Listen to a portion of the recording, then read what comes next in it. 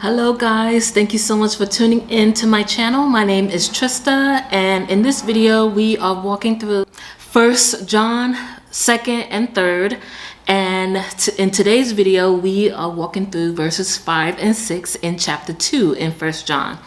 And so before I get started, I just wanted to say I apologize for the audio in my last video. My mic was not working, and so I got it working now, and you guys should be able to hear me much clearer than in my last video. And again, I apologize for that. So in my last video we talked about verses 3 and 4 as a Christian to walk with God. And in my last video I also spoke about the title of it was the marks of a Christian that has fellowship with God. And then John is talking about what do we look for? What does it look like? And so we begin in verses 5 and 6. It says this: "But whoever keeps his word, in him truly the love of God is perfected. By this we may know that we are in him." Verse 6: "Whoever says he abides in him ought to walk in the same way in which he walked." And so in verse 3 and 4, John talked about what it looks like to not walk with Jesus and not pattern after their life, or not pattern their life after Jesus.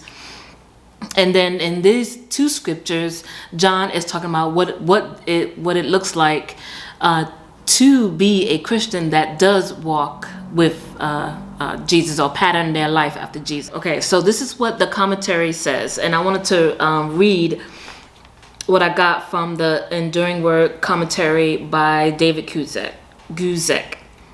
And it says this: "A Christian no longer loves sin as he once did. A Christian no longer brags about his sin as he once did. A Christian no longer plans to sin as he once did. A Christian no longer fully enjoys being in sin as he once did. A Christian no longer is comfortable in habitual sin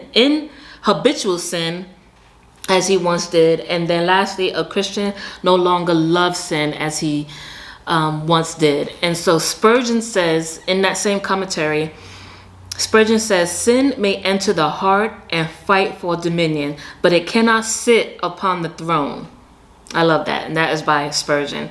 And so that is basically what the whole verse says in verse 5. And then he elaborates even more in verse 6. What does it look like? Okay, this verse brings it all together. Verse 6, it says, "Whoever says he abides in him ought to walk in the same way in which Jesus walked."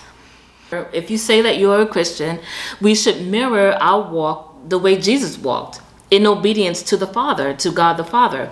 We talked about the idea of walking as a lifestyle, a pattern in your life.